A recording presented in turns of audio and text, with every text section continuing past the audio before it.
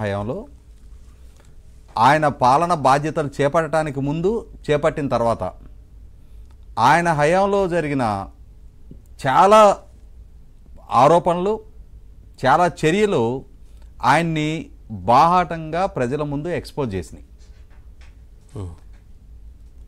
ఎన్నికలకు ముందు ఆయన వాళ్ళ కుటుంబంలో జరిగిన వివేకానంద రెడ్డి గారి హత్యని నారాసుర రక్త చరిత్ర అని చెప్పని వాళ్ళ కుటుంబ యాజమాన్యంలో ఉన్న సాక్షి పేపర్లో కథనాలు రాయించాడు.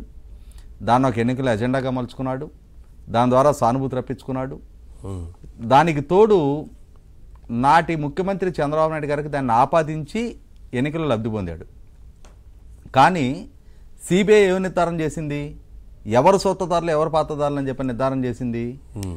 ఎవరినైతే సిబిఐ నిర్ధారణ చేసిందో వాళ్ళని కాపాడే వ్యక్తిగా జగన్మోహన్ రెడ్డి వాళ్ళ సమాజం ముందు ఎక్స్పోజ్ అయ్యాడు. అదేవిధంగా ఈ కేసు విషయంలో చంద్రబాబు నాయుడు గారిని దోషిగా నిర్ధారణ చెయ్యాలి, ఆయన మీద కేసు నమోదు చేయాలి, ఆయన్ని జైలు ఊసల వెనక చూడాలి అనేది జగన్మోహన్ రెడ్డి కళ. ఆ కళని సాకారం చేయడం కోసం కొందరు సిబిఐ కొందరు సిఐడి అధికారులు, కొందరు సిట్ అధికారులు, ఇంకొందరు జ్యుడిషియరీలో ఉన్న అడిషనల్ అడ్వకేట్ జనరల్, వీళ్ళందరూ కలగలిసి ఒక వ్యూహాత్మకంగా ఒక కథనాన్ని తయారు చేసి ఆ కథనాన్ని రక్తి కట్టించడానికి ఈ పాత్రదారులందరూ కలిసి చంద్రబాబు నాయుడు గారి మీద కేసు నమోదు చేసి అరెస్ట్ చేశారు. వాస్తవంగా చంద్రబాబు నాయుడు గారిని అరెస్ట్ చేసే నిమిషానికి కూడా కేసు ఏంటనేది చంద్రబాబు నాయుడు గారికి తెలియదు. మనందరం లైవ్ లో చూసాం. అసలు ఆ రక్తి కట్టించిన డ్రామా కూడా చూస్తే ఒకసారి సిట్టు డిఐజీగా ఉన్న కొల్లి రఘురామరెడ్డి, సిట్టు ప్రధాన కార్యాలయానికి చంద్రబాబు నాయుడు గారు ప్రతిరోజు పార్టిసిపేట్ చేసే తెలుగుదేశం పార్టీ కేంద్ర కార్యాలయానికి కొద్ది కిలోమీటర్ల దూరం. అలాగే ఆ సిట్టు కార్యాలయానికి చంద్రబాబు నాయుడు గారి నివాసం ఉండే ఉండవల్లి చంద్రబాబు నాయుడు గారి నివాసానికి కూడా కొద్ది కిలోమీటర్ల దూరం. నిజంగా కొల్లి రఘురామరెడ్డి చంద్రబాబు నాయుడు గారిని అదుపులోకి తీసుకోవాలి అన్నా విచారించాలి అన్నా డైరెక్ట్గా తెలుగుదేశం పార్టీ కేంద్ర కార్యాలయానికి వెళ్ళొచ్చు. చంద్రబాబు నాయుడు గారిని పలానా కేసు విషయంలో మీ పట్ల మీ నుంచి మాకు కొన్ని వివరణలు కావాలి, మాకు ఆ వివరణలు ఇవ్వండి అని చెప్పని ఆయనకి నోటీస్ ఇచ్చి వివరణ తీసుకోవచ్చు. ఆయన విచారణకు సహకరించకుండా ఉంటే అప్పుడు కేసు నమోదు చేయొచ్చు, అరెస్ట్ చేయొచ్చు. ఈలోగా ఈ ఆరోపణలన్నీ చంద్రబాబు నాయుడు గారు రాష్ట్ర ముఖ్యమంత్రిగా ఉన్న రోజుల్లో తీసుకున్న నిర్ణయం ప్రాతిపదికగా ఈ ఆరోపణలు చేస్తూ ఉన్నారు.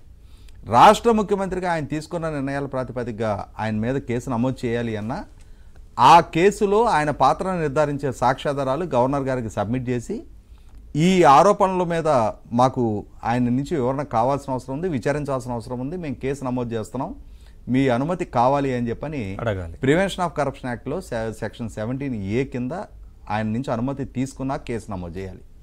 ఈ ప్రాసెస్ ఎక్కడా ఏం ఫాలో కాకుండా నిత్యం అందుబాటులో ఉండే తెలుగుదేశం కేంద్ర కార్యాలయంకి సమీపంలో ఉండే సిట్ అధికారి ఆయన రాజకీయ కార్యకలాపాల కోసం నంద్యాల ఉన్నప్పుడు నంద్యాల అంటే ఏంటంటే చూసారా ప్రజల మధ్య నుంచి మేము ఆయన్ని లిఫ్ట్ చేసాం అని చెప్పని జగన్మోహన్ రెడ్డి ఆధిపత్యాన్ని చూపించుకోవటం కోసం, అంటే చంద్రబాబు నాయుడు గారిని మేము ఎక్కడి నుంచి అయినా లిఫ్ట్ చేయగలం అని చెప్పని ఏకైక వాళ్ళ ఈగో సాటిస్ఫాక్షన్ కోసం నంద్యాల వరకు వెళ్ళారు. అసలు లేకపోతే నంద్యాల నుంచి అరెస్ట్ చేసే అవసరం ఏముంది?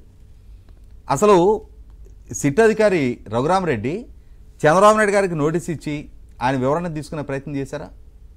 ఆయన విచారణకు సహకరించకుండా ఉంటే ముందుకెళ్లారంటే అర్థం ఉంది. అసలు ఆ ప్రాసెస్ ఏది ఫాలో కాకుండానే ఎకాఎకిన నంద్యాల వెళ్ళి అరెస్ట్ చేశారు. అరెస్ట్ చేసేప్పుడు కూడా మనం లైవ్లో చూసాం. ఏ గ్రౌండ్స్ మీద నన్ను అరెస్ట్ చేస్తున్నారు, మీ దగ్గర ఉన్న కేసు మెరిట్స్ ఏంటి అని అడిగితే మీకు 4 గంటల్లో హ్యాండ్ ఓవర్ చేస్తామని చెప్పి అరెస్ట్ చేశారు. ముందే మీరైతే మా వెంట రండి, 4 గంటల తర్వాత మీకు ఆధారాలు ఇస్తామని చెప్పిన వాళ్ళు 24 గంటల తర్వాత కోర్టుకి సబ్మిట్ చేసిన రిమాండ్ రిపోర్ట్లో మెన్షన్ చేశారు. చంద్రబాబు నాయుడు గారు స్కిల్ డెవలప్మెంట్ దాంట్లో పూర్తి అక్రమాలకు పాల్పడ్డారు, క్యాబినెట్ అనుమతి లేకుండా చెల్లింపులు చేశారు, ఆర్థిక శాఖ కార్యదర్శి పివి రమేష్ గారు అభ్యంతరం వ్యక్తం చేస్తున్నా దాన్ని ఓవర్ రూల్ చేసి పేమెంట్ చేయమన్నారు అని చెప్పని ఇక్కడ ఆ ఆరోపణ చేయటానికి ప్రాతిపదిక వాళ్ళు వాడుకున్నది పివి రమేష్ గారు ఇచ్చిన 161 స్టేట్మెంట్ని ప్రాతిపదికగా చూపిస్తూ ఉన్నారు. అదే సందర్భంలో పివి రమేష్ గారు అప్పటికప్పుడే మీడియాలోకి వచ్చి చెప్పడం జరిగింది, నేను ఇచ్చిన స్టేట్మెంట్ని వక్రీకరిస్తున్నారు అని చెప్పని. కాబట్టి ఏంటంటే ఇక్కడ ప్రజలకు ఒక స్పష్టత ఉంది, జగన్మోహన్ రెడ్డి గారు కొన్ని సంవత్సరాల తరబడి చంద్రబాబు నాయుడు గారి ప్రభుత్వానికి వ్యతిరేకంగా ఏ ఆరోపణలు చేస్తూ వచ్చారో కాల పరీక్షలో అవన్నీ గాలి ఆరోపణలని తేలిపోయింది. ఇదే జగన్మోహన్ రెడ్డి గారు ఢిల్లీ పర్యటనకి వెళ్ళి ఢిల్లీలో మీడియా ముందు చంద్రబాబు నాయుడు గారి ప్రభుత్వ హయాంలో 37 మంది సీఎల్ని డిఎస్పీలుగా ప్రమోట్ చేస్తే అందులో 33 కమ్మ సామాజిక వర్గీయులే అని చెప్పని ఆరోపణ చేశాడు. కానీ ఆయన ప్రభుత్వ హయాంలో అసెంబ్లీ వేదికగా ఆయన హోంమంత్రి అది గాలి ఆరోపణ అని చెప్పని నిర్ధారణ చేసింది. ఇదే జగన్మోహన్ రెడ్డి గారు పోలవరం సవరించిన అంచనాలో 25,000 కోట్ల రూపాయల అవినీతి జరుగుతుంది అని చెప్పని కేంద్ర ప్రభుత్వానికి ఫిర్యాదుల మీద ఫిర్యాదులు చేశాడు.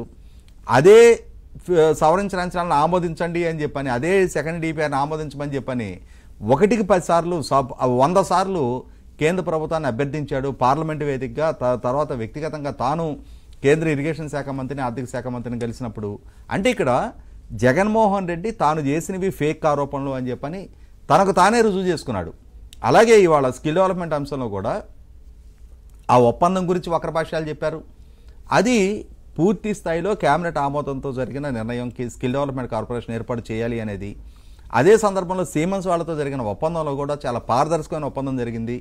10% స్టేట్ గవర్నమెంట్ కాంపోనెంట్లో నగదు రూపంలో 10% పెట్టుబడి పెట్టాలి. కక్ష సాధింపుతోని అరెస్ట్ చేయాలనుకున్నారు. ఎక్కడ ఎలా చేయాలో ఏంటి ఇదే పని పెట్టుకుని అరెస్ట్ చేశారు తప్ప ప్రూవ్ చేయలేకపోయారు ఒక్క రూపాయి కూడా. ఈ రోజుకి కూడా ఇవాళ చంద్రబాబు నాయుడు గారు అరెస్టే కాదు, మీరు గుర్తు చేసుకుంటే అచ్చెన్నాయుడు గారిని ఇంకా కొన్ని సంవత్సరాల ముందు అరెస్ట్ చేశారు. ఆయన ఈఎస్ఐ మందుల ఈఎస్ఐ మందుల కొనుగోళ్లు అంశంలో 350 కోట్ల రూపాయల అక్రమాలకు పాల్పడ్డారు అని చెప్పని అరెస్ట్ చేసి ఆయన్ని 70 రోజుల పాటు జైల్లో ఉంచి ఆయనకి కోవిడ్ సోకి అనారోగ్య సమస్యలు తలెత్తే పరిస్థితులు సృష్టించి అంతిమంగా న్యాయస్థానానికి ఏసీబీ డైరెక్టర్ ఏం చెప్పాడు, మాకు అచ్చెన్నాయుడు గారికి ఆర్థిక ప్రయోజనాలు చేకూరిన సాక్ష్యాధారాలు దొరకలేదు అన్నాడు. అంటే ఏంటి, ఆయనకు ఆర్థిక ప్రయోజనాలు చేకూరిన సాక్ష్యాధారాలు మీ దగ్గర లేకున్నా ఆయన అరెస్ట్ చేశారు, జైల్లో ఉంచారు. ఆయన పైల్స్ ఆపరేషన్ చేయించుకొని హాస్పిటల్ నుంచి డిశ్చార్జ్ అయిన మనిషిని బ్లీడింగ్ అవుతున్నా కూడా 650 కిలోమీటర్లు ప్రయాణం చేయించి తీసుకొచ్చి అంతగా ఫిజికల్గా మానసికంగా వేధింపులకు గురి చేసి ఆ కుటుంబాన్ని అవమానించి ఆయన ఒక అవినీతిపరుడుగా చిత్రీకరించి మీ దగ్గర సాక్ష్యాధారాలు లేవు అని చెప్పని తెలియజేశారు అని అంటే ఎవరు ఆ పెయిన్కి బాధ్యులు, ఆయన అనుభవించిన అవమానానికి ఎవరు బాధ్యులు? అదే పరిస్థితి వాళ్ళ చంద్రబాబు నాయుడు గారి విషయంలో కూడా చాలా కేసులు అదే పెద్దలు సుబ్బారావు గారు ఉన్నారు, వారికి తెలుసు. అంటే కేసు నమోదైన తర్వాత అరెస్ట్ చేస్తే 90 రోజుల్లో ఛార్జ్షీట్ సబ్మిట్ చేయాలి. మరి సెప్టెంబర్ 9 అరెస్ట్ చేశారు, డిసెంబర్ 9కి ఛార్జ్షీట్ వేయాలి.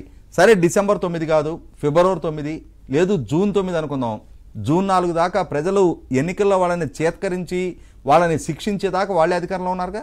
ఎందుకని ఛార్జ్షీట్ ఫైల్ చేయాలి చంద్రబాబు నాయుడు గారి మీద? ఆయన పాత్ర నిర్ధారించే సాక్ష్యాధారాలు ఇవి.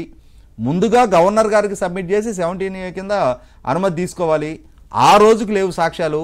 పోనీ తర్వాత ఆయన రిమాండ్ రిపోర్ట్లు ఏమని మెన్షన్ చేశారు, ఇప్పుడు మేము విచారిస్తాము, సాక్ష్యాధారాలు సేకరించాలి, విచారణకి ఆయన కస్టడీ పిటిషన్కి ఇవ్వమన్నారు. కోర్టు అనుమతితో కస్టడీ పిటిషన్ కస్టడీకి తీసుకున్నారు. ఏమి నిర్ధారణ చేశారు మీరు?